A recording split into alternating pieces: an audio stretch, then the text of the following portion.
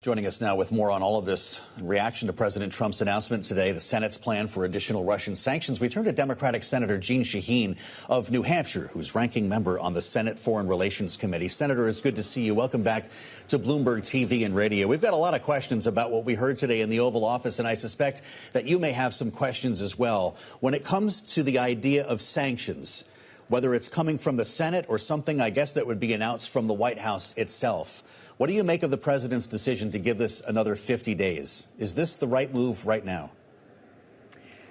I think what we have seen is that Vladimir Putin is not going to come to the table to negotiate in any real serious way unless he is feeling a lot more pressure than he has to date from the Trump administration. So I think we need to take up and pass the Graham-Blumenthal legislation that has 85 co-sponsors in the Senate. It's bipartisan.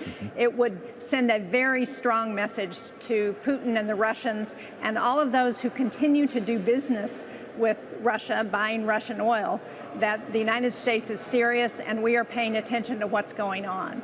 I think the announcement that NATO is going to provide weapons, particularly those Patriot missile defense systems that Ukraine so desperately needs as they are under nightly attack from Russia against Kyiv and civilian populations all across the country, is welcome news, and we need to do everything we can to see that that moves as quickly as possible. Senator, President Trump suggested in the Oval Office today that there's no real difference between a 100% secondary tariff on a country like China or India that's buying Russian oil compared to the 500% in the piece of legislation we're discussing. What to you would change the calculus for Russia when we're comparing a 100% levy like this to 500%? Listen, I think if we are serious and if we actually implement those sanctions and follow through and ensure that we police them in ways that prevent India, China, the countries that are buying oil from Russia with a shadow fleet, from actually being able to buy that fuel to be able to reimburse Russia for those costs, then we are going to go a long way towards shutting down Russia's war machine, because they will not have the funding they need to continue to operate it. Would love your thoughts on this weapons arrangement that the president rolled out today, Senator, as a key lawmaker who supported the Biden administration's efforts to arm Ukraine. What do you think of this idea as we get to the end of the weapons package that you already approved, having NATO buy American weapons and provide them to Kyiv? Will Ukraine get what it needs? Is this sustainable? Well, I think it's an important step forward. At the NATO summit, I had a chance to meet with President Zelensky. He talked about the willingness of Ukraine to pay for weapons that they were not expecting a handout.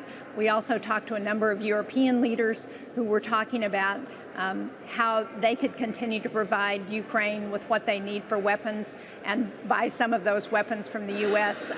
Of course, NATO is the best way to do that. And we know that we have seized Russian assets in Europe, hundreds of millions, billions of dollars in those seized assets. There is interest coming in on what's the holdings of those assets that can be used for some of these weapons purchases. So I think however we can make that work is important, because the most critical thing is to ensure that Ukraine gets what it needs to continue the conduct of this war, to fight back against Russia, and that we put significant pressure on Vladimir Putin and Russia to get to the negotiating table. The fact is, I'm pleased to see the turnaround in President Trump's language. He finally seems to understand that he's been played by Vladimir Putin for months, and he seems to be getting serious about ensuring that we do something to put pressure on Russia. Well, if pressure on Russia might necessitate pressure on China, Senator, as we consider this prospect of secondary sanctions or tariffs, however we want to characterize that, knowing China is such an important trading partner of ours, that's why so much focus has been put on the level of tariffs our country and theirs have on each other. Do you worry about the potential economic ramifications here at home? I don't. And in fact, what we have done today as a minority report from the Senate Foreign Relations Committee is to release a report, here it is, on the impact that is happening because of America's retreat across the world and the opening that that gives to China. So I think it's very important for us to take strong action. China has moved in where the United States has shut down foreign assistance programs. They started doing that in days, describing China as the reliable partner and the United States as a partner that was not reliable. So it's important for us to keep the commitment that we make to our allies and partners. Well, it's important that you bring up this report from the Senate Foreign Relations Committee, and I wonder your thoughts if, in fact, these sanctions are put into effect, if that would have the impact on China that many suspect. But also, you're referring to the outreach that we've seen here from USAID and the effort to claw back some of the funding in this rescissions package that's before you now in the Senate has raised a lot of questions for Democrats about whether it will be possible to work with Republicans. Will that pass, that rescissions package, to begin with the USAID and NPR, PBS cuts? And if it does, will Democrats join Republicans in crafting a budget for the next fiscal year, or are talks officially off? Well, we are working, I'm on the Appropriations Committee.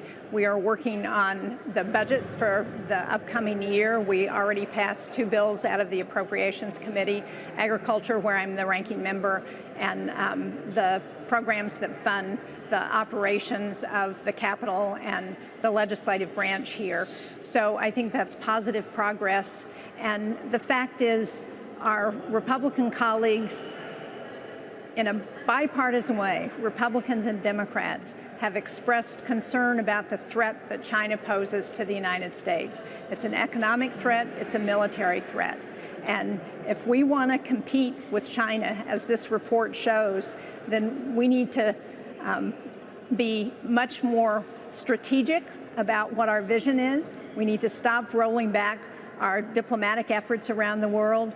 The soft power, the foreign assistance, that has been the hallmark of America's foreign policy for the last 60 years.